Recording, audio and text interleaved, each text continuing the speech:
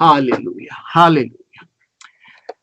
इस वक्त आइए हम परमेश्वर के वचन में जाएंगे और मैं आपके साथ कुछ वचन बताना चाहूंगा। आपको याद होगा प्रभु यीशु मसीह ने एक बार अपने चेलों को कहा कि लूका के 8वें अध्याय के 22वें वचन में, तो उसने चेलों को कहा कि चले, नाव पर चढ़े, और उसने कहा कि आओ हम झील के पार चले। सो उन्होंने नाव को खोल दी और वो जाने लगे। बाइबल बताती है, पर जब नाव चल रही थी सो वह सो गया और झील पर आंधी आई और नाव पानी से भरने लगी और वे जोखिम में थे, उनके जान खतरे में थे।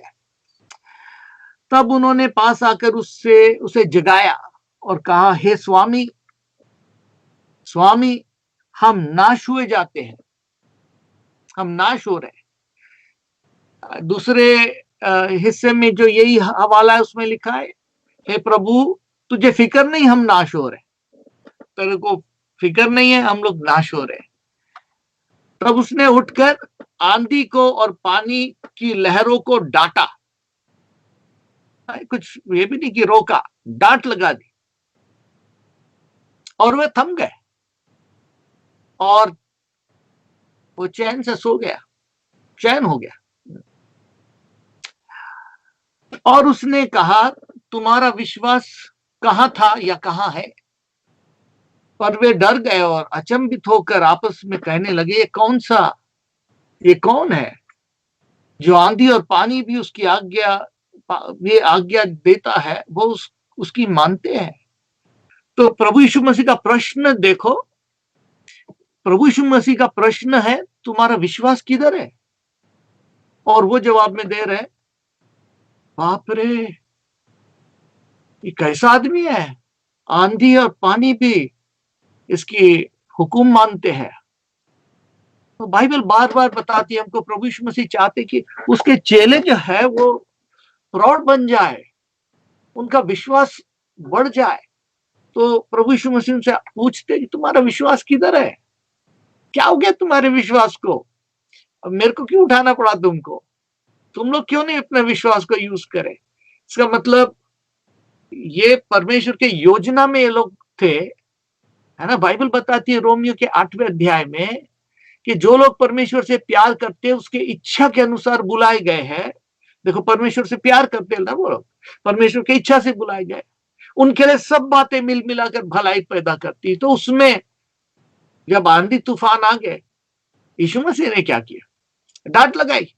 उसने चेलों को ये नहीं बोला, तुम लोग बहुत धन्य हो ना, मैं तुम्हारे साथ हूं, मैं तो क्या हो गया रहता तुम्हारा। नहीं, ये नहीं बोला, अच्छा हो गया ना, मेरा विश्वास कितना स्ट्रांग है और मैं ही चेक कर सकता, ये नहीं कहा। उसने कहा, तुम्हारा विश्वास किधर है? कहने का मतलब ये काम तो तुम भी कर सकते थे। तो प्रभु आपसे और मुझसे चाहता है कि हमारा विश्वास बढ़े, पर विश्वास जो है वो बेबुनियादी नहीं होता, उसकी एक बुनियाद होती। विश्वास है बोले तो किस बात पर विश्वास है, क्या विश्वास है? विश्वास अनदेखी चीजों का प्रमाण है, सबूत है। क्या सबूत है आपके पास? ऐसी कौन सी चीज है जो हम सबूत लेकर के आए हैं? तो हम दूसरे एक वचन में जाएंगे। परमेश्वर का नबी यशाया यीशु मसीह के 750 साल पहले, 730 साल पहले भविष्यवाणी कर रहा है। उसको नहीं मालूम भविष्यवाणी किसकी हो रही है, प्रभु दे रहा है, वो बता रहा है। यही वाला हिस्सा खोजा पड़ रहा था और तब उसके साथ फिलिप्पुस हो गया। तो उसने बोला, तुझे क्या पढ़ रहा, समझता क्या? तो देखो क्या लिखा था उसने।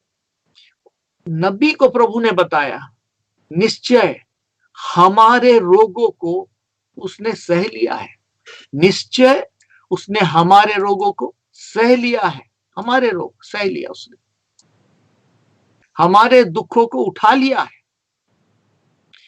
तो भी हमने उसे परमेश्वर का मारा और कूटा दुर्दशा में पड़ा समझा हो। परंतु वो हमारे ही अपराधों के कारण घायल किया गया और हमारे अपराधों के का हेतु कुचला गया, हमारी शांति के लिए उस पर ताड़ना पड़ी और उसके कोड़े खाने से हम चंगे हो गए। तो बाइबल यहां पर बता रही है कि उसने ये सब कुछ हमारे लिए किया। तो इस प्रकार परमेश्वर ने हमारे लिए ये सब किया। फिर उसी के 6वें वचन में, हम तो सब के सब भेड़ों की नाई भटक गए थे, हम में से हर एक अपना अपना मार्ग लिया और यहोवा ने हम सबों के अधर्म का बोझ उसी पर लाद दिया। तो यीशु मसीह के इस कुर्बानी के बारे में हमारे ध्यान को पुराने नियम 730 साल पहले से यशाया नबी हमारे ध्यान को यीशु मसीह की तरफ ला रहा है। यह है जिसके बारे में हमने बात की है। पुराना नियम जो है वो क्रूस की तरफ इशारा है पूरा, नया नियम जो है वो पीछे की तरफ क्रूस की तरफ बताता है, क्योंकि क्रूस जो है वो परमेश्वर के वचन की, उसके प्रकाश की महान सत्य है, जिसके ऊपर सारी मसीहत का आधार है। अगर क्रूस नहीं है तो मसीहत में कोई ताकत नहीं है। बाइबल कहती क्रूस की कथा नाश होने वालों के लिए मूर्खता है, पर हम परमेश्वर पर विश्वास करने वालों के परमेश्वर की ताकत है। तो आज जबकि हम परमेश्वर के वचन में आए हैं, तो हमारे जीवन में भी अलग अलग प्रकार की लड़ाई है। इन दिनों में कोरोना वायरस बहुत जोरों से वार कर रहा है। कोरोना वायरस चला जाता तो उसका भाई दूसरा कुछ तो भी वार तो चलते ही रहता है। शैतान के वार कोई बंद थोड़ी होते हैं।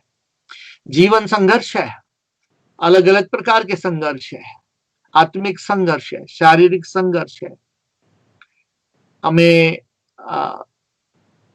आर्थिक संघर्ष है, हमें पारिवारिक संघर्ष है, हमें सेवकाई में संघर्ष है। और इस सब संघर्ष में परमेश्वर हमारे साथ है और हमको जय के उत्सव में ले जाता है। और जब हम रो करके उसके पास जाते, प्रभु आंधी सता रहे हैं, प्रभु आंधी सता रहे हैं, हमारी जान खराब हो जाएगी, हमारी जान खतरे में है, बचा ले बचा ले। प्रभु आंसर तो करते हैं। उठ करके उन्होंने आंधी रोक दिया, ये नहीं उनको डांटने लगाई, आंधी रोक दिया, पर फिर उनको प्रेम से बोला, तुम्हारा विश्वास किधर है? अगर वो मुझे कहे तेरा विश्वास किधर है, था ना, इधर ही था ना, कहीं है, मतलब क्यों यूज नहीं कर रहे? तुम्हारे पास भी उतना होना चाहिए।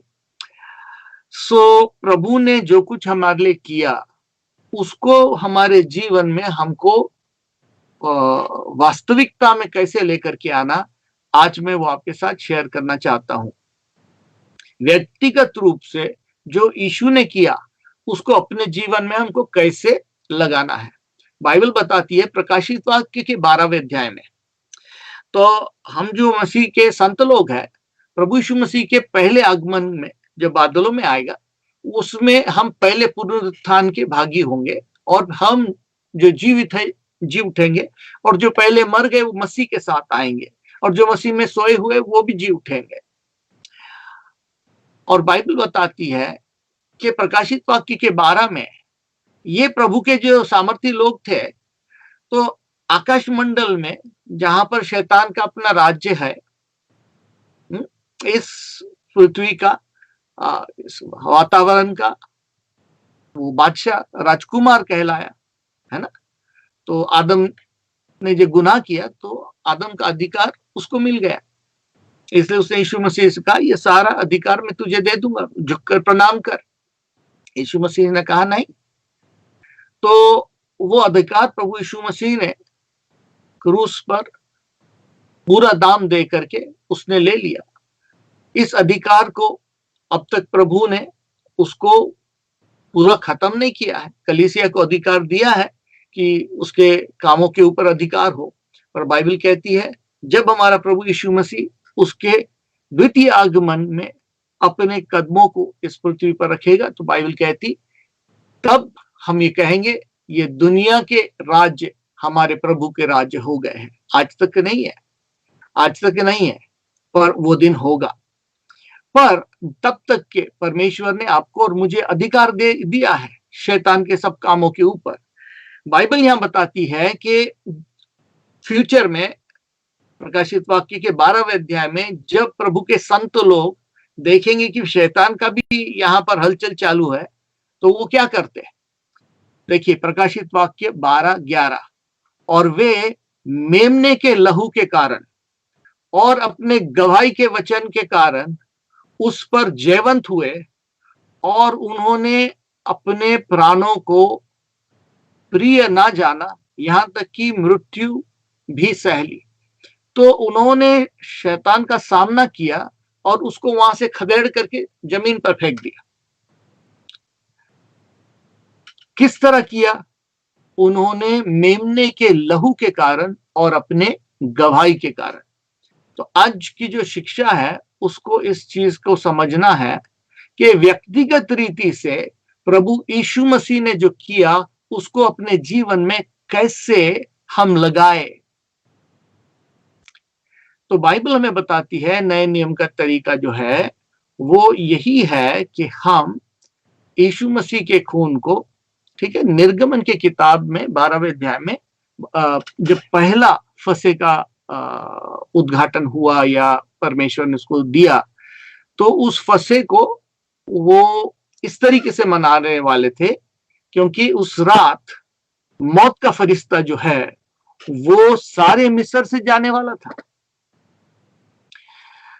बाकी 9 पीड़ाएं जो आई थी वो गोशेन में नहीं आई थी, पर 10वीं पीड़ा के लिए प्रभु ने कहा ये गोशेन में भी जाएगी, गोशेन से भी गुजरेगी, पर तुमको ये करना है, तुमको एक मेमना बलिदान करना है, उसका खून एक बर्तन में लेना है और उसको जुफ्फे के गुच्छे से डुबोकर अपने दरवाजे के दोनों तरफ चौखट पर और उसके सिरे पर ऐसे 3 निशान बनाने के, और फिर आपको अंदर जाने का है, दरवाजा बंद कर देने का और बाहर नहीं आने का। ये समझाया था।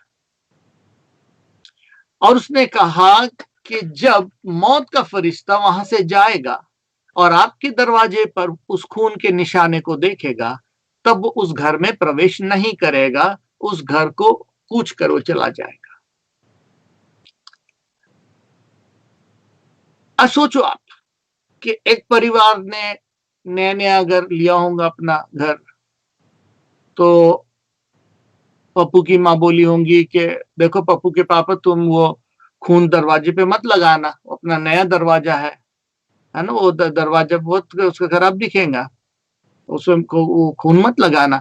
अब ऐसा करना, वो बर्तन का खून है ना, अपन ने तो निकाल दिए, वो बाहर लगा के रख देना। तो पप्पू के पापा बोले होते थे पप्पू की माँ आज ना तेरा प्यारा पप्पू चला जाएगा। ऐसा क्या? अरे बाप रे, लगा दो लगा दो लगा दो। रात को बार बार देखती होंगी पप्पू ठीक है तू, ठीक है तू, ठीक है।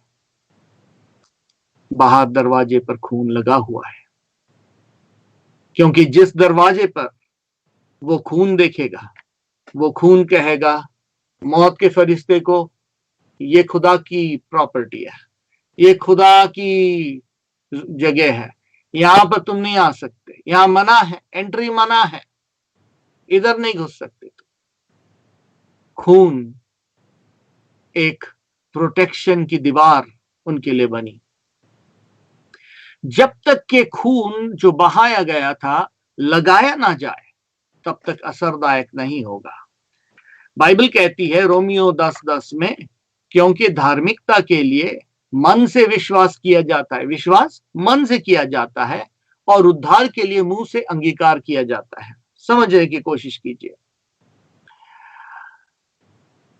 उस मिस्र के टाइम में जो खून बहाया था बर्तन में था, उसको जुफ्फे के गुच्छे, जुफ्फा जो है एक कॉमन झाड़ी है, वहां जुफ्फे के गुच्छे को डुबो करके घर के चौखट पर और सिरे पर लगाने का था। वो खून वहां पर लगने का है, बोल में नहीं रहने का है। अब प्रश्न है कि हम कैसे लगाएं यीशु मसीह का जो खून उसने बहाया हमारे लिए, हम कैसे लगाएं?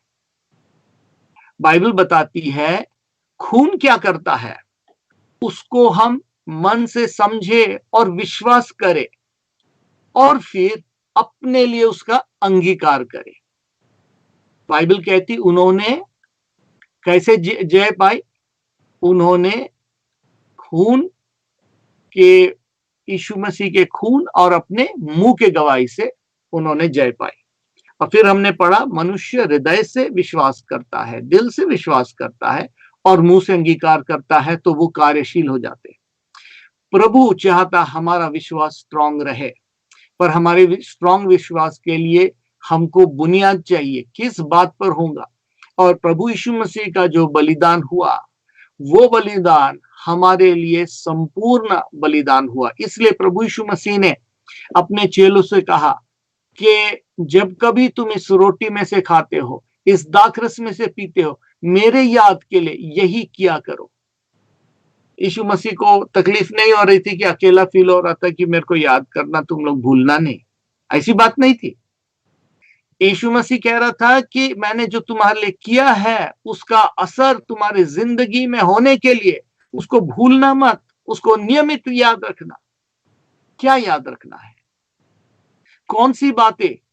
आज मैं आपको 9 चीजें बताना चाहता हूं जो आपके और मेरे लिए प्रभु यीशु मसीह ने उपलब्ध किया है। और इसलिए जो कुछ उसने उपलब्ध किया है उसको व्यक्तिगत रीति से हमको उसको लगाना है। बाइबल कहती है कि हमें उसका अंगीकार करना है। जो शब्द अंगीकार है, अंगीकार का जो शाब्दिक वर्ड है उसका मतलब है होमोलोगियो, ग्रीक वर्ड है, जिससे होमो का मतलब सेम, लोगियो ख्याल, वही चीज बोलना जो वो कह रहा है। ठीक है, उस वही चीज बोलना जो वो कहता है वही कहना, वो है इकरार करना, स्वीकार करना। स्वीकार करना जो है शब्द थोड़ा सा मुझे उसमें थोड़ी कमी लगती, पर अंगीकार करना वही शब्द बोलना, वही बातें बोलना जो वो बोलता है। सो एक ही बात को दूसरे के रूप में कहे, यानी सहमति के साथ। तो अब मैं आपके सामने 9 चीजें बताना चाहूंगा जो यीशु का खून आपके लिए करता है। उसको समझेंगे तो उस पर आपका विश्वास आएगा, विश्वास आएगा तो आप उसका अंगीकार करेंगे, अंगीकार करेंगे तो परमेश्वर की सामर्थ आपके लिए काम करेगी। सबसे पहले प्रभु यीशु मसीह का खून क्या कहता है?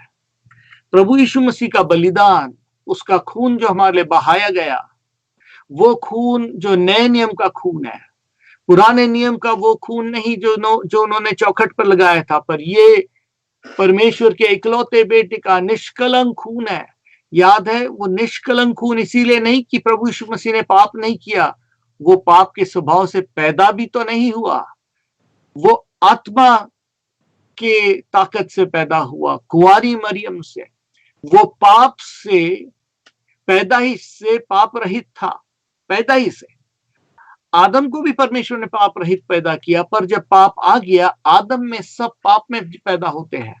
तो यीशु मसीह पहले आदम में पैदा नहीं हुआ, यीशु मसीह दूसरा आदम बन के आया जो निष्पाप पैदा हुआ, पर उसने ये सारे जीवन में गुनाह नहीं किया और बिना गुनाह के हमारे लिए उसने सिद्ध बलिदान दे दिया और अपने खून को बहाकर हमें छुड़ाया। बाइबल कहती है पहला पत्रस के पहले अध्याय के 18वें वचन में कि तुम जानते हो कि तुम्हारा निकम्मा चाल चलन जो बाप दादाओं से चला आता है, उससे तुम्हारा छुटकारा चांदी सोने अर्थात नाशमान वस्तुओं के द्वारा नहीं हुआ, पर निर्दोष और निष्कलंक मेमने अर्थात मसीह के बहुमूल्य लहू के द्वारा हुआ है।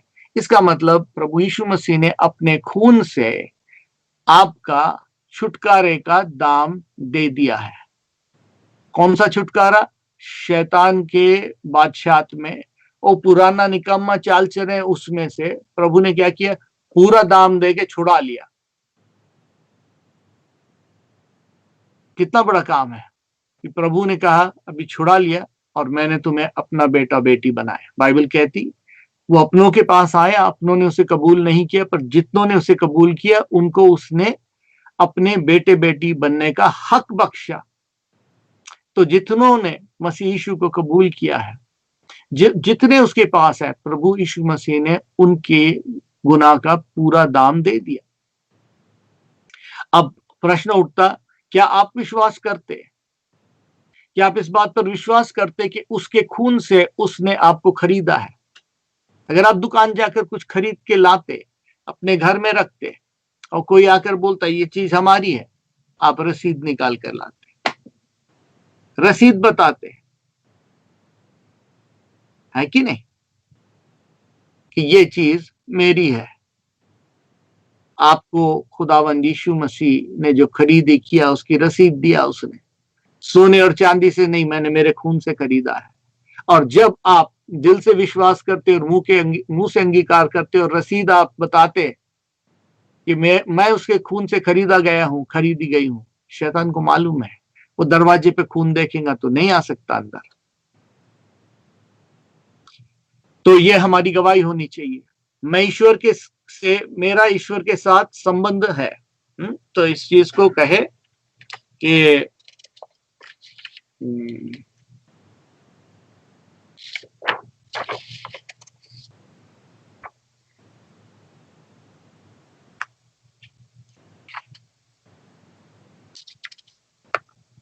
तो वही चीज कहे जो उसका वचन कहता है। तो हमारा कन्फेशन ये हो कि मैं परमेश्वर का हूं, मैं परमेश्वर की प्रॉपर्टी हूं और यीशु के खून के द्वारा मेरे गुनाह माफ हो गए और मैं उसके खून के द्वारा खरीदा गया हूं। शैतान से परमेश्वर ने मुझे उसके हाथ से खरीद करके अपना बेटा बनाया। तो ये आपकी गवाही होनी चाहिए कि यीशु के लहू के द्वारा मैं शैतान के हाथ से छुड़ाया या खरीदा गया हूं। तो पहली चीज जो प्रभु यीशु मसीह का खून कहता है, हमें रिडीम करता है, हमें छुड़ा देता है। दूसरी चीज, हमको आजादी देता है डिप्रेशन से, वरी से, ग्रीफ से, एगनी से। बाइबल बताती है यशाया की किताब के 43वें अध्याय के 4 वचन में, तो भी उसने हमारी मशक्कतें उठा ली और हमारे गमों को बर्दाश्त किया। अपने नहीं थे वो उसके। आपको याद होगा गत्समनी बाग में जब वो प्रार्थना करने लगा तो पसीना खून बन के बहने लगा। कहते जब बहुत मानसिक टेंशन हो जाता है, जो ये जो कैपिलरी है ये फटने लगती है और खून, पसीना खून बन जाता, वो वैसे बहने लगता।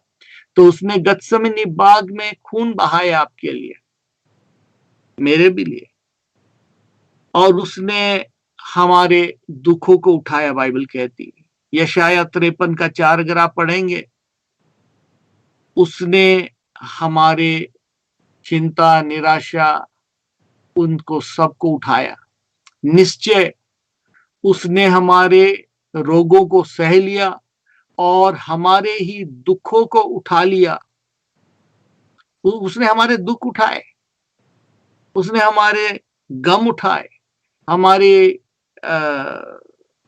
जो डिप्रेशन है, ऑपरेशन है, उस सबको उठाया उसने।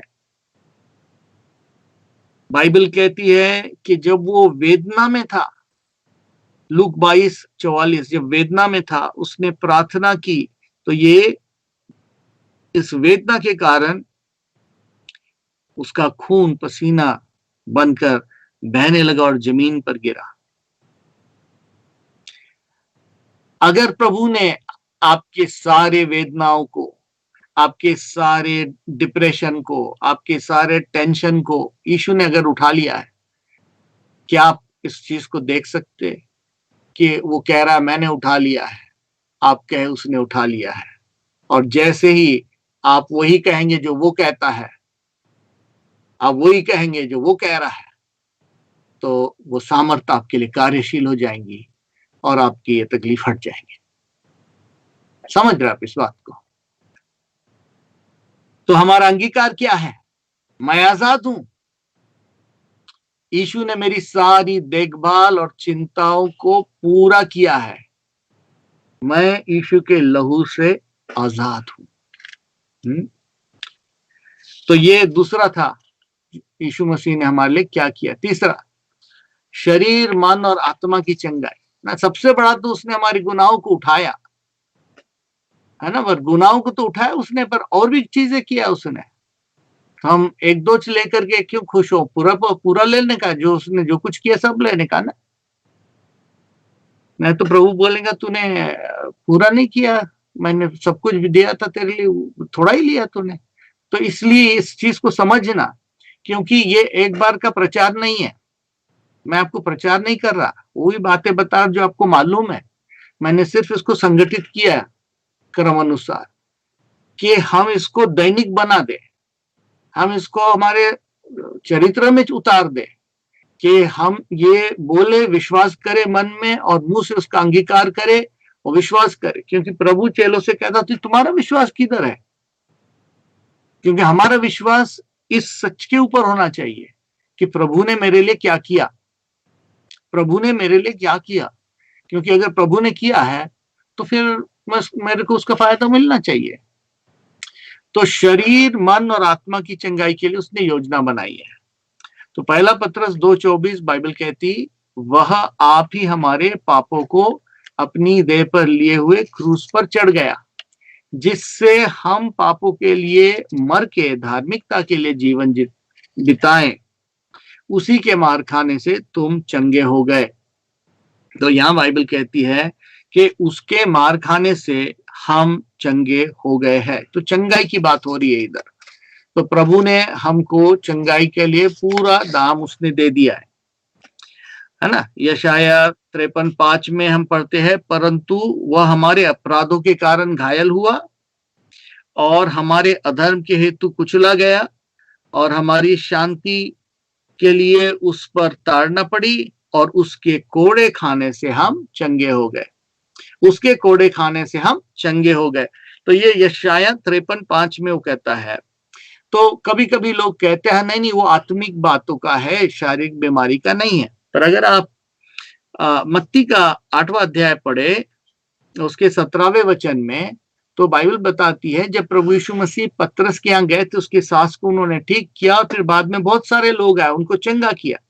और प्रभु ने जब उनको चंगा किया, लिखने वाला मत्ती कहता है ये सब हुआ इसलिए ताकि वो वचन जो यशाया से परमेश्वर ने बोला था कि उसने हमारी बीमारियां हमसे उठा ली। तो किसकी बात हो रही? चंगाई की बात हो रही है। तो वो सबूत है कि ये जो वाक्य है ये शारीरिक चंगाई की बात है।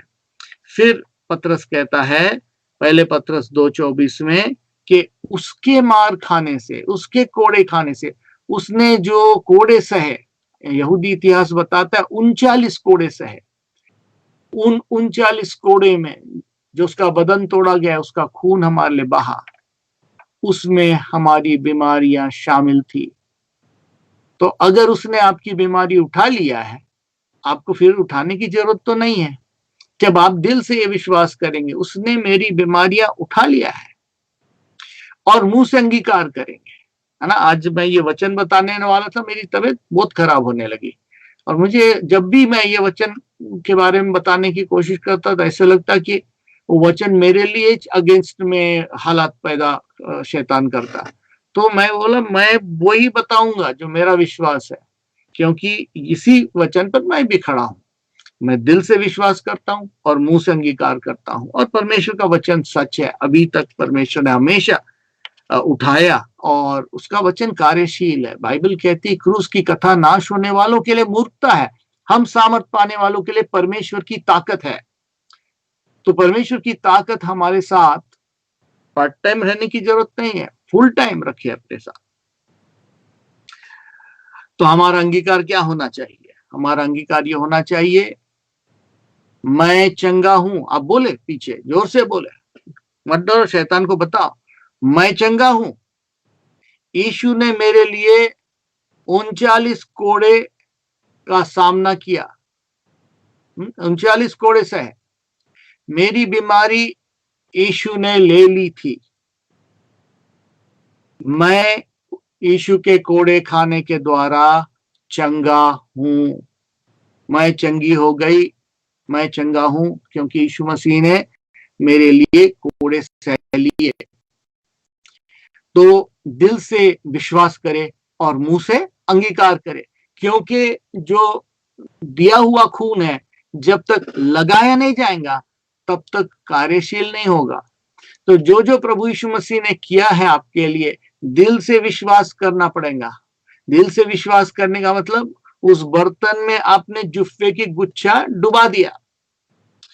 और मुंह से अंगीकार करने का मतलब, आपने उसको चौखट पर लगा दिया। आपके चौखट पर आपको ये लगाने पड़ेंगे और इसको आपको कार्यशील करना पड़ेगा। ये आत्मिक तरीके से है, ये कोई दरवाजे पे नहीं लग रहा है, ये हमारे दिल के दरवाजे पर लग रहा है। कैसे? हमारे दिल के विश्वास और मुंह के अंगीकार से। तो सिर्फ ये ऐसे ही बोलने से नहीं है, दिल से विश्वास करने का। और मेरा विश्वास है कि आप इन बातों पर विश्वास करते, क्योंकि नई बात हम कुछ नहीं बता रहे, वही बता रहे जो आपको पहले से मालूम है, सिर्फ उसको हमने क्रम अनुसार थोड़ा सा तैयार किया है। अच्छा, चौथी बात जो है, जो प्रभु यीशु का खून हमारे लिए करता है, हमको साफ करता चला जाता है, लगातार साफ करता है। मेरा कागज गिर गया था, उठाता हूं। वो लगातार साफ करता चला जाता है ना। बाइबल कहती है पहले यूहन्ना 1:7 में, शुद्ध करता है, क्लेंजिंग, कंटिन्यूअल क्लेंजिंग, शुद्ध करता चला जाता है। शुद्ध करता है से बेटर होता, शुद्ध करता चला जाता है। एक प्रेजेंट कंटिन्यूअस है ये। पर यदि जैसा वह ज्योति में है वैसे हम भी ज्योति में चले तो एक दूसरे से सहभागिता रखते हैं, और उसके पुत्र यीशु मसीह का लहू हमें सब पापों से शुद्ध करता है। जो शब्द आया है वो प्रेजेंट कंटिन्यूअस है, करता चला जाता है। जैसे अभी अपन हाथ धोते, मुंह धोते, आंख धोते क्या साबुन से? आपने धोए क्या आंख साबुन से? कभी नहीं धोए। क्यों? क्योंकि आंख को धोने की जरूरत नहीं है, क्योंकि आंख को प्रभु ने ऐसा बनाया कि उसमें पानी चलते ही रहता, और वो पानी जो है, आंख में भी धूल लगती, आंख में भी गंदगी आती है धूल से, पर वो पानी जो है उसको साफ करते चला जाता है, धोते चला जाता है। वो बनाए प्रभु ने ऐसा, ये आंख जो है उसका पानी उसको धोते चला जाता। वैसे ही यहाँ पर लिखा है, यीशु मसीह का खून, जब हम उसके साथ सहभागिता में रहते हैं तो यीशु मसीह का खून हमें कंटिन्यूअली धोता चला जाता है, धोता ही चला जाता है। तो उसका ये काम जो है कि मेरे पाप को वो धोता चला जाता है, इसको हमें विश्वास करना पड़ेगा कि, और अंगीकार करना पड़ेगा कि प्रभु तेरा खून मुझे धोता चला जाता है। और इसलिए भजन 51 में दाऊद कहता है, जुफ्फे से तू मुझे साफ कर, तू मेरी सफाई कर। तो प्रभु जो है हमारे गुनाहों को साफ करता चला जाता है। पहला यूहन्ना 1:7 में जैसे हमने पढ़ा है ना, भजन संहिता 51:7, जुफ्फा से तू मुझे शुद्ध कर तो मैं पवित्र हो जाऊंगा, मुझे धो तो मैं हिम से भी अधिक श्वेत हो जाऊंगा। तो हमारा अंगीकार क्या होना चाहिए? ये स्वीकारना। क्या स्वीकारेंगे हम? अंगीकार क्या करेंगे? बोले मेरे साथ, मैं परमेश्वर के ज्योति में चलता हूं और परमेश्वर के परिवार के साथ संगति करता हूं, है ना। परमेश्वर के परिवार में आपको प्रभु ने जोड़ा है, वहां पर विश्वास योग्यता से आप जुड़े रहे, है ना। वहां पर आप संगति करें, क्योंकि आपके आत्मिक जीवन के लिए प्रभु ने आपको उस जगह रखा है, और जहां रखा है वहां विश्वास योग्यता से रहे, अपने पास्टर के वचनों को का आदर करे और फेथफुली वहां पर रहे, क्योंकि वो आपके लिए प्रार्थना करते हैं। और बाइबल क्या कहती है? यीशु का लहू मुझे सारे पापों से शुद्ध करता है, सारे पापों से शुद्ध करता चला जाता है। इस चीज को समझना कि आपके जीवन में वो सफाई का काम सिर्फ एक बार प्रभु ने नहीं किया, पर वो करता चला जाता है। पांचवी चीज जो करता है, हमें धर्मी बनाता है। पांचवी चीज, हमें रास्तबाज बनाता है, हमें धर्मी ठहराता है। जो शब्द है वो है जस्टिफिकेशन। जस्टिफिकेशन का मतलब है just as if I never sinned. ऐसा करता है कि ये बेगुनाह है साबित करता। तो जैसे ये जैसे कोर्ट का एक वचन है ये, ना, कोर्ट में जब दोनों तरफ के लॉयर होते तो लॉयर बोलता मेरा जो क्लाइंट है जज साहब वो बेगुनाह है, उसके ऊपर जो इल्जाम है गलत है, और उसको बरी कर देता है। नहीं, इसका हट गया, पूरा हट गया, ये इसको बरी कर दिया है, ये ठीक है, ये ठीक है, जस्टिफाइड है, जस्ट है, ठीक है, छोड़ दो इसको, कोई सजा नहीं है, कुछ नहीं है, छोड़ दो। क्यों? क्योंकि उसका जो है वो सॉल्व हो गया। अपना सॉल्व कैसे क्या हुआ? अपना सॉल्व होने के लिए, हमको धर्मी बनाने के लिए यीशु मसीह का लहू जो है वो दिया गया। तो यीशु मसीह का जब लहू दिया गया, वो दाम मेरे लिए था ना। तो रोमियो 5:9 में लिखा है कि जब कि हम अब उसके लहू के कारण धर्मी ठहरे, तो उसके द्वारा क्रोध से क्यों ना बचेंगे। क्योंकि बैरी होने की दशा में तो उसके पुत्र की मृत्यु के द्वारा हमारा मेल परमेश्वर के साथ हुआ, फिर मेल हो जाने पर उसके जीवन के कारण हम उद्धार क्यों नहीं पाएंगे। तो यहां बाइबल हमें बताती है कि उसके लहू के द्वारा उसने हमको धर्मी ठहराया। इसका मतलब हमारे बदले में उसने दाम दे दिया और हमें कहा कि ये बरी हो गया, तो हम धर्मी ठहरे। क्यों धर्मी ठहरे? यीशु मसीह की वजह से। तो अब हमें इसको समझना है कि मैं यीशु मसीह के वजह से धर्मी ठहरा हूं। इसका मतलब गुनाह के नामो निशान उसने मेरे जीवन से हटा दिए हैं। और फिर बाइबल कहती है यशाया उसका 61वां अध्याय 10वें वचन में, उसने मुझे धार्मिकता का कपड़ा पहनाया। तो धार्मिकता का अगर कपड़ा पहनाया तो आप कैसे दिखेंगे? धर्मी, है ना। तो बाइबल कहती है यशाया उसका 61वां अध्याय 10वां वचन, मैं यहोवा के कारण अति आनंदित होऊंगा, मेरा प्राण परमेश्वर के कारण मगन रहेगा, क्योंकि उसने मुझे उद्धार के वस्त्र पहनाए और धर्म की चादर ऐसे उड़ा दी है जैसे दुल्हा फूलों की माला से अपने आप को सजाता और दुल्हन अपने गहनों से अपना श्रृंगार करती है। तो कैसे सजाया? मतलब ये बड़ी सुंदर सजावट दी है प्रभु ने, आपको उद्धार के वस्त्र पहनाए और उसने उद्धार के वैसे सजाए जैसे दूल्हा सज धज के निकलता है। वैसे प्रभु ने क्या किया? आपको जब धर्मी बनाया, ऐसे ही नहीं, सज धज कर बनाया। तो हमारा अंगीकार क्या होना चाहिए कि प्रभु ने हमको धर्मी ठहराया है, हा? तो हमें करना है, हमारा अंगीकार क्या है? दिल से विश्वास करना है, मुंह से अंगीकार करना है, ताकि ये सच हमारे जीवन में कार्यशील हो जाए, क्योंकि जो खून लगाया दिया गया जब तक लगाया ना जाए असरदायक नहीं होगा। तो मेरे साथ कहें इस चीज को, अपने अंगीकार को, इसको अपना अंगीकार आप बनाएं। परमेश्वर ने मुझे धर्मी ठहराया है, उसके लहू के द्वारा मैं परमेश्वर के साथ सही ठहराया गया हूं, मैं अपराधों से मुक्त हो गया हूं, मैं दोषी नहीं, जैसे कि मैंने कभी पाप किया नहीं, जैसे मैंने कभी पाप किया ही नहीं।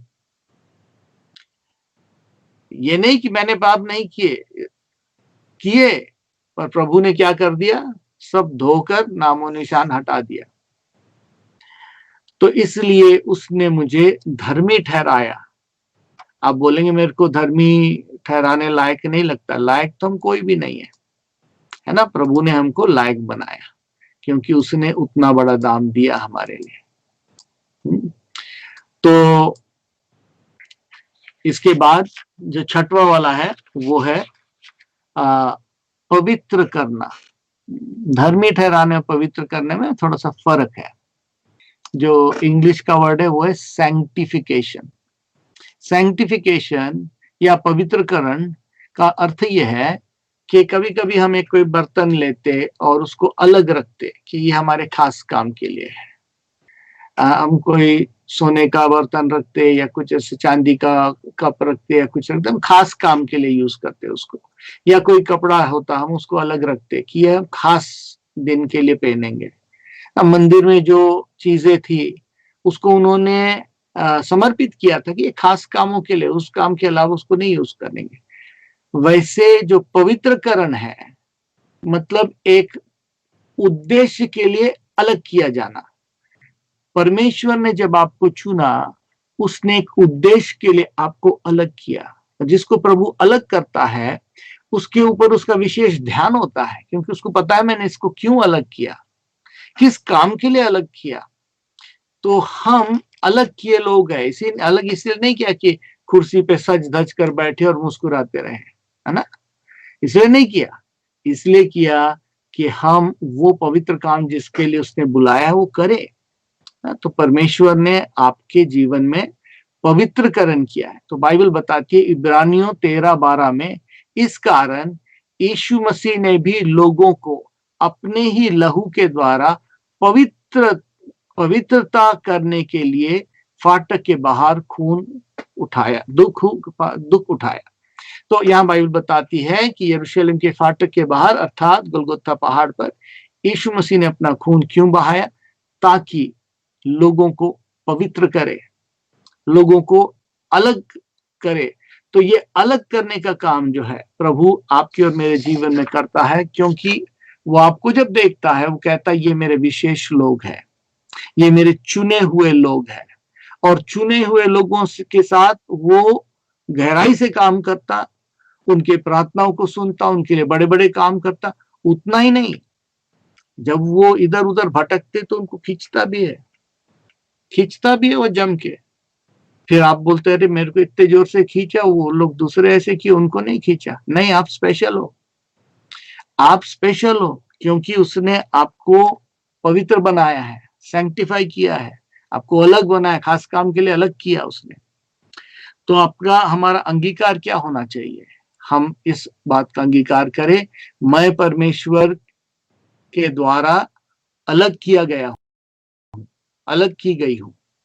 यीशु ने मेरे लिए कष्ट उठाया ताकि मुझे अपने लहू से पवित्र कर सके। तो ये आपका अंगीकार होना चाहिए, हे प्रभु तूने मुझे अलग किया है, मैं उस पर विश्वास करता हूं, मैं इसका अंगीकार करता हूं कि मैं अलग किया हुआ जन हूं। तो फिर वो अलग की हुई बातें की सामर्थ आपके अंदर कार्यशील होती है, क्योंकि आप उस पर विश्वास कर रहे हैं और अंगीकार कर रहे हैं, है ना। यीशु मसीह ने चेले से पूछा तुम्हारा विश्वास कहाँ है। अगर आपसे पूछेगा आप कहेंगे मेरा विश्वास प्रभु बिल्कुल वही है जहां होना चाहिए, मैं तैयार हूं। और प्रभु कहेगा फिर आपके जीवन में सामर्थ के काम तुम देखोगे। सातवीं चीज,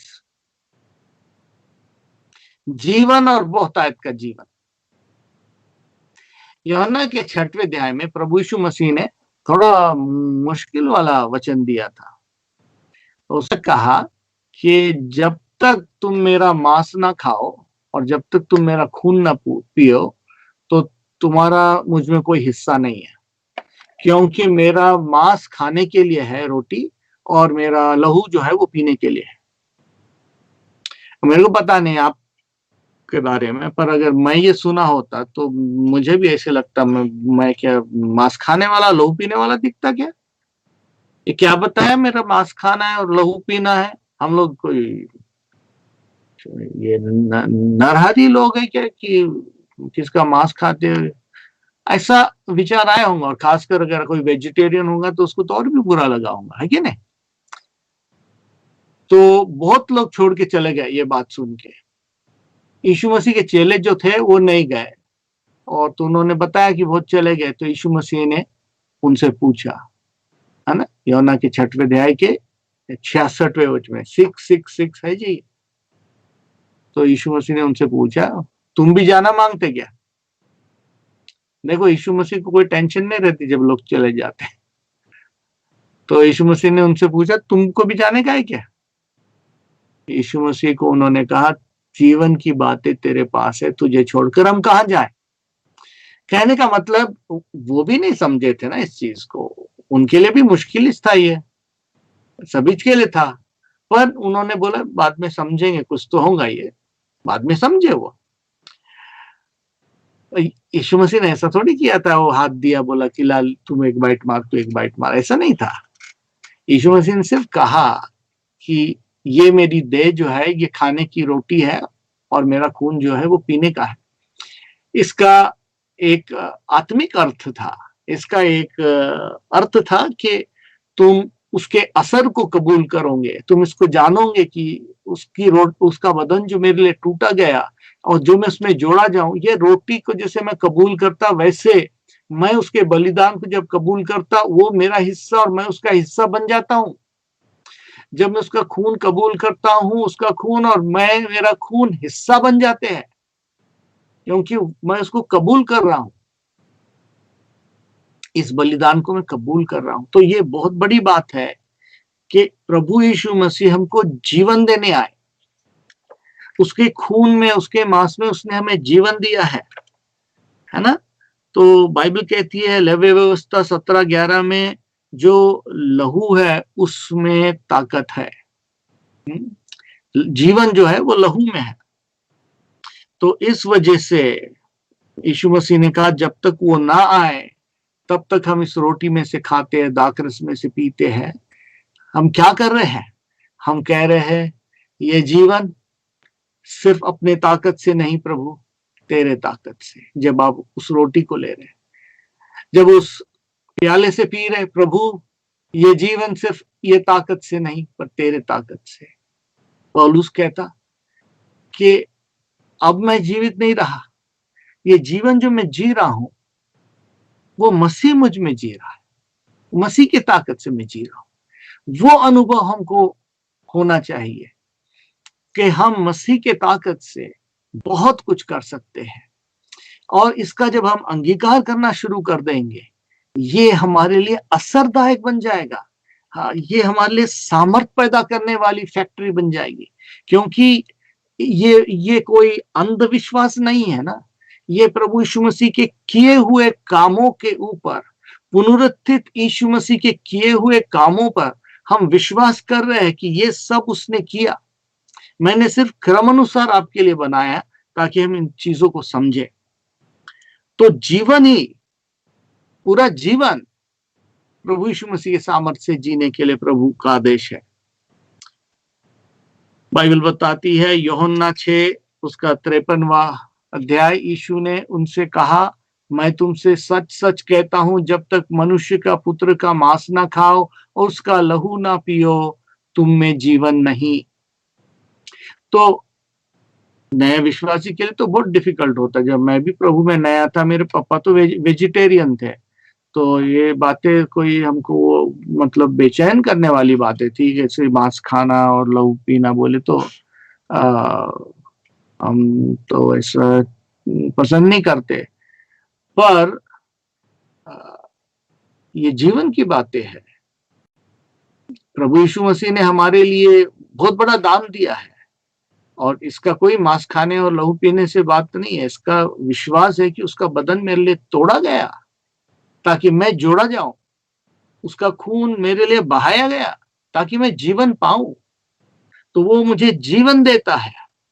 अब ये जीवन जो मैं जीता हूं, मसीह के ताकत से जीता हूं। इस चीज का अंगीकार हमारे लिए करना बहुत जरूरी है। तो हम इस अंगीकार में चलते हैं। ये अंगीकार क्या है? यीशु का शरीर मेरे लिए टूटा गया, तोड़ा गया, और उसका खून मेरे लिए बहा, मुझे जीवन देने के लिए। मैं जो जीवन जी रहा हूं, उसकी शक्ति और कृपा से है। हे प्रभु, तेरा धन्यवाद। तूने कहा कि तेरा मांस खाना और तेरा लहू पीना, उसी में मेरे लिए जीवन है। मैं विश्वास करता हूं तेरा शरीर मेरे लिए तोड़ा गया, तेरा खून मेरे लिए बहाया गया ताकि मुझे जीवन मिले। और जो जीवन वो देता है, जीवन और कसरत का जीवन देता है। अपने ताकत से जीने में हम हारते रहेंगे। इस बात को अपने संकल्प में लेकर आए, अपने दैनिक विचार में लेकर के आए। आज का काम प्रभु तेरे ताकत से होने वाला है, क्योंकि तेरे जीवन से मैं जी रहा हूं।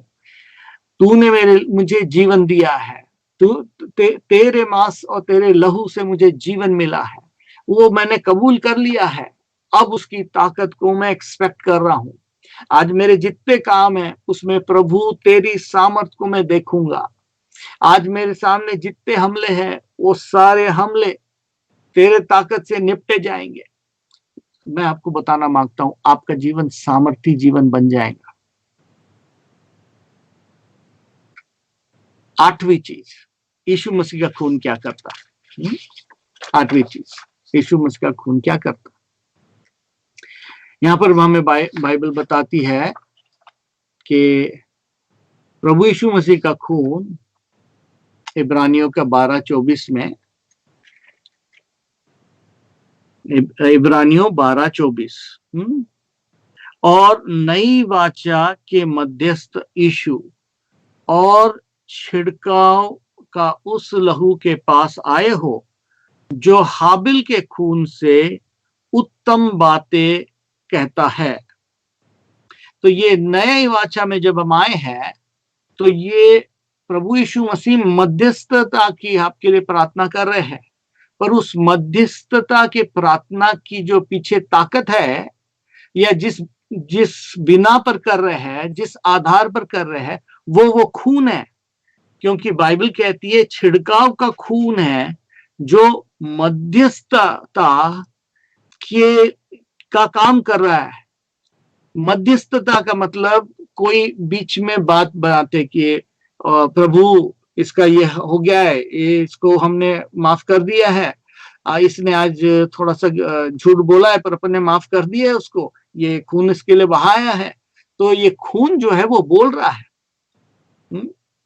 बाइबल कहती है यीशु का खून जो है हाबिल के खून से बेहतर बातें कहता है। खून जीवित है ना। जब बाइबल बताती काइन ने अपने भाई हाबिल को जब मार दिया, तो उसका खून जमीन से परमेश्वर को बोलने लगा, हे प्रभु न्याय कर, दंड दे।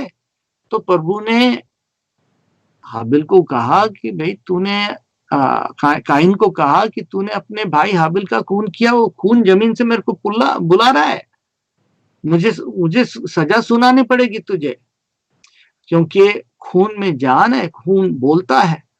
अगर वो खून बोलता है, बाइबल हमें बताती है हमारे प्रभु यीशु मसीह का खून हाबिल के खून से बेहतर बातें कहता है। वो खून तो इल्जाम लगा रहा था, वो खून तो कह रहा था सजा दे, पर ये खून क्या कह रहा है? ये खून कह रहा है निष्पाप खून, परमेश्वर का निष्पाप खून गवाही देता है, मैंने इसके पूरे दाम दिए हैं, मैंने इसके पूरे दाम दिए हैं। और प्रभु यीशु मसीह जो मध्यस्थता की प्रार्थना करता है, हे पिता तू इसे माफ कर, तू इसे माफ कर, आगे कोई ये नहीं करेगा, इसे माफ कर। मध्यस्थता इंटरसेशन। इंटरसेशन का मतलब इनके ऊपर दया करते हैं, इनको माफ करते हैं, इनको छोड़ दे प्रभु। तो ये बहुत बड़ी खिदमत चालू है आपके लिए, मध्यस्थता की खिदमत चालू है। स्वर्गीय मंदिर में आपके लिए मध्यस्थता चालू है, और ये मध्यस्थता उस खून के द्वारा हो रही है। तो आपकी गवाही क्या होनी चाहिए? यीशु का लहू मेरे लिए मध्यस्थता करता है। धन्यवाद प्रभु कि जब मैं प्रार्थना नहीं कर सकता तो वो टाइम में भी यीशु का लहू स्वर्ग में मेरे लिए विनती निवेदन कर रहा है। कितनी बड़ी बात है ना? नवी चीज जो प्रभु कर रहा हमारे लिए, हमें परमेश्वर के अनुग्रह के सिंहासन तक पहुंचने का हक, एक्सेस, पहुंच। वो मंदिर जो पुराना मंदिर बनाया था, वहां पर महापवित्र स्थान था, जहां पर महायाजक साल में एक ही बार जाता था अपने और इस्राएल के गुनाह के प्रायश्चित को लेकर के, एक ही बार, ताकि उनके गुनाह ढक जाए।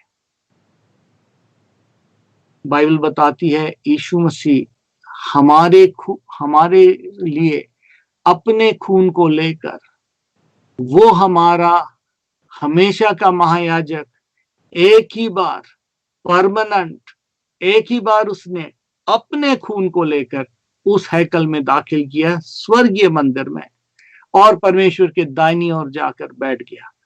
तो परमेश्वर के दाहिनी ओर क्या है? यीशु मसीह है, और उसके बाजू में क्या है? वो खून जो उसने बहाया था। तो इसलिए बाइबल कहती है इब्रानियों 4:16 में, इसलिए आओ हम अनुग्रह के सिंहासन के निकट हिम्मत के साथ, हियाव बांध कर चले, कि हम पर दया हो और वह अनुग्रह पाए जो आवश्यकता के समय हमारी सहायता करे। क्या आपकी आवश्यकता है? क्या आपकी तकलीफ है? क्या आपके प्रॉब्लम है? बाइबल कहती है खून हमारे लिए दरवाजा खोल देता है, हमारे लिए एक्सेस बना देता है। हम उस महापवित्र स्थान में, जहां पर याजक एक ही बार जा सकता था, वो भी जमीन के मंदिर में, हम परमेश्वर के स्वर्गीय मंदिर जा सकते। क्यों? उस खून के वजह से। क्योंकि वो खून जो है वो हमें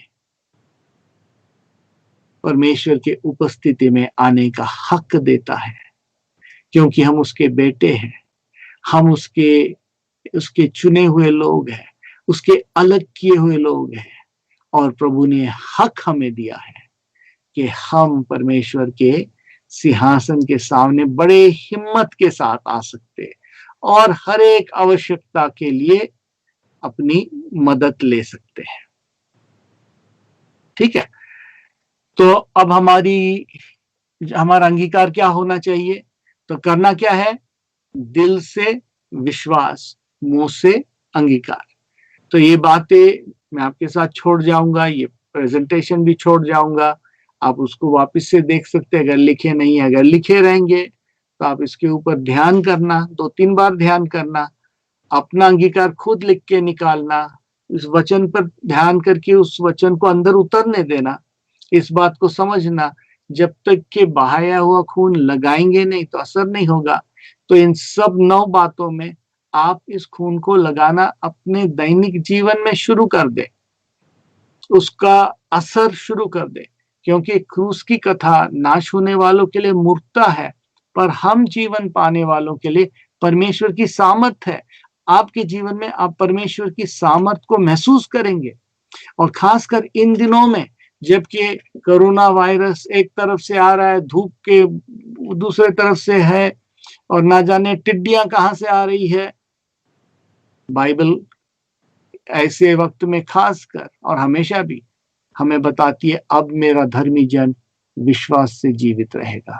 विश्वास से कैसे जीवित रहेगा? चेलों को उसने कहा, तुम्हारा विश्वास किधर है? आपको कहेगा, तुम्हारा विश्वास किधर है? आपका विश्वास यीशु मसीह के पूरे किए हुए काम पर जब होगा और आप कहेंगे, मेरा विश्वास वहीं प्रभु जहां तुम चाहता है, मेरे दिल में वो विश्वास है और मेरे मुंह में वो अंगीकार है और मैं शैतान को जगह देता नहीं हूं, देती नहीं हूं, मैं जय पाता हूं। तो हमारा अंगीकार जो होगा वो यही होगा कि मेरे पास हियाव है। तो 9 चीजें मैंने आपको बताई। पहला, मुक्ति या छुटकारा उसके खून से हमें मिला है। चिंता, तनाव, निराशा से मुक्ति, शरीर, मन, आत्मा की चंगाई, शुद्ध, पवित्र करना, समर्थन, धर्मी बनाना, पवित्र करके धर्मी बनाना, अलग करना जिसको हम कहेंगे पवित्रकरण, अलग बनाना, समर्थन, धर्मी बनाना। प्रभु हमें धार्मिकता देता है। 7वां, जीवन उसके ताकत से जीना है। उसका मांस, उसका लहू हमें जीवन देता है। यीशु मसीह के ये वचन, यीशु मसीह ने कहा, मेरे याद में ये किया करो। इसलिए नहीं कि उसको याद दिलानी थी अपनी, पर आपको याद दिला रहा था कि ये जीवन तुमको जीना है। नहीं तो हम हारा हुआ जीवन जिएंगे और आसमान में जाकर कहेंगे और प्रभु कहेगा, तुम्हारा विश्वास किधर था? और हम बोलेंगे, ओ, उससे हो गया होता था क्या? बिल्कुल हुआ होता। देखो 500 लोग इधर है, तुम्हारे यहाँ खड़े हैं, इन्होंने तो हुआ। हम दुखी हो जाएंगे, हम कहेंगे, अच्छा हमारे पास भी था, वो रविचारी कुछ बता के गया था ऐसा, पर हमने एक कान से लेकर दूसरे कान से छोड़ दिया। ऐसा मत करना, है ना? नहीं करेंगे, आप लोग अच्छे लोग हैं। तो जीवन, फिर मध्यस्थता। प्रभु हमारे लिए मध्यस्थता कर रहा है। अपने लिए भी हम प्रार्थना करना भूल गए होंगे, प्रभु कर रहा है, वो खून कर रहा है। कितनी अच्छी बात है। परमेश्वर के अनुग्रह के सिंहासन की पहुंच। तो 9 चीज मैं पाता हूं जो यीशु मसीह का खून हमारे लिए करता है। वो जो करता है उसको दिल से विश्वास अगर आप करेंगे, अपने मुंह से अंगीकार करेंगे कि मेरे जीवन में लागू है, इसको ले लेंगे, उसका अंगीकार करेंगे, तो ये वचन आपके लिए कार्यशील हो जाएगा। ये आपके दिल के दरवाजे के चौखट पर आपने लगा दिया, इसका मतलब, क्योंकि वो लगा है दिल के चौखट पर, क्योंकि आते जाते चौखट दिखता ना, अपने को पता है चौखट पे लगा है, याद है वहां लगा है। वैसे ही आपके जीवन में आपको मालूम है क्या लगा है। क्या उसका खून लगा हुआ? बहाया हुआ खून जब तक लगाया ना जाए असर नहीं करेगा। और आज के दिन, और खासकर आज के दिन जबकि हम एक मुश्किल दौर से जा रहे हैं, हमारे लिए बहुत जरूरी है कि धर्मी जन विश्वास से जीना सीख ले। धर्मी जन विश्वास से जीना सीख ले। बाइबल कहती है, बहुत से मुश्किल वक्तों में धर्मी जन विश्वास से जिया है, और धर्मी जन विश्वास से जिएगा। आप अपने जीवन में बड़े बड़े आश्चर्य कर महसूस करेंगे। मेरी प्रार्थना है, आज भी जब आपने वचन सुना है और उसको विश्वास में ला रहे हैं, उसका अंगीकार कर रहे हैं, आपके जीवन से हर एक ताकत शैतानी टूट जाएगी। कभी कभी हम सोचते प्रभु जो है ना सरदर्द ठीक कर सकता, पर फिर कैंसर वगैरह के लिए थोड़ा डिफिकल्ट है उसके लिए। नहीं, प्रभु के लिए कोई काम मुश्किल नहीं है। आपका काम रुका हुआ है, परमेश्वर अपने स्वर्गदूत को भेजकर उसको ठीक कराना जानता है। आप उसको, उसके वचन को मान ले, हे प्रभु ये पूरा जीवन तेरे ताकत से है ना? हम मिलकर प्रार्थना करेंगे। आप इस प्रार्थना में शामिल हो, मैं भी आपके लिए प्रार्थना करूंगा और फिर हम समाप्त करेंगे। प्रभु जी, इस वक्त हमारे सुनने वाले भाई बहन, बच्चे, बुजुर्ग के लिए प्रार्थना करते। प्रभु पिता परमेश्वर, मैं मांगता हूं इस वक्त यीशु के सामर्थी नाम में हर एक के जीवन में तेरे खून की ये 9 ताकतें काम करने लगे। प्रभु पिता परमेश्वर, हम प्रार्थना करते हैं कि हर एक मुक्ति और छुटकारे का अनुभव करे प्रभु। पिता परमेश्वर, जो चिंता, तनाव, टेंशन, डिप्रेशन इस वक्त निकल जाए प्रभु। पिता परमेश्वर, जो शारीरिक और मानसिक और आत्मिक बीमारियां हैं, तकलीफें, यीशु के नाम से जाती रहे। हम यीशु के खून को, उसके उस 39 कोड़े के दाम को अपने जीवन में लगा लेते हैं। प्रभु, मैं प्रार्थना करता हूं हर एक के जीवन में शुद्धता को तू ले आ, पवित्रता को तू ले आ, धर्म के वस्त्र तूने पहना दे, क्योंकि तेरा खून यही करता है। पिता परमेश्वर, तू हर एक को धर्मी ठहराता है, हर एक को साफ करता चला जाता है। प्रभु, तूने हर एक को पवित्र लोग बनाया है, एक चुनी हुई जाति बनाया है, एक खास लोग, एक खास काम के लिए तूने बनाया है, और तू उनसे प्यार करता है, अपने मकसद को पूरा करता है। तूने उनको जीवन देने की ताकत का वायदा किया है। तुझ में जीवन है प्रभु, जो तुझ में है उसके पास नया जीवन है। तूने कहा, मैं जीवन और बहुतायत का जीवन देने आया। हे प्रभु, तू हमारे लिए, तेरा खून हमारे लिए मध्यस्थता करता है, और वो खून आसमान में दुहाई देता है, और हम उसके लिए शुक्र करते हैं तेरा। हे पिता, हम धन्यवाद देते हैं कि दर दर भटकने की हमें जरूरत नहीं। हमारे लिए एक दरवाजा खुला है, वो हमारे प्रभु के अनुग्रह के सिंहासन का दरवाजा है, जो हमारे यीशु मसीह ने दाम देकर हमारे लिए खोल दिया है। और इसलिए हम बड़े हिम्मत के साथ जाकर अपने सारे जरूरतों में मदद ले सकते हैं। और जब तू मदद का जवाब देता है, कौन तेरे विरोध में खड़ा हो सकता है। प्रभु, हमारे विश्वास को बढ़ा, क्योंकि तू हमसे यही पूछता है, तुम्हारा विश्वास किधर है? तुम्हारा विश्वास किधर है? आंधी आए, तूफान आए, तुम्हारा विश्वास किधर है? तुमने क्या किया? क्यों नहीं तुमने जय पाया? प्रभु, तू चाहता है कि हम दिन पर दिन प्रौढ़ बने, दिन पर दिन हम सियाने लोग बन जाए, जो अपने जीवन को ही नहीं, दूसरे जीवन के लिए भी मार्गदर्शन बने, ताकि दूसरों को भी मसीह के पीछे चलना सिखाए। प्रभु, तू हर एक के साथ हो। हमें दुआ करता हूँ जोई कैलवरी फेलोशिप के लिए, पास्टर संजय चिंचखेड़े के लिए,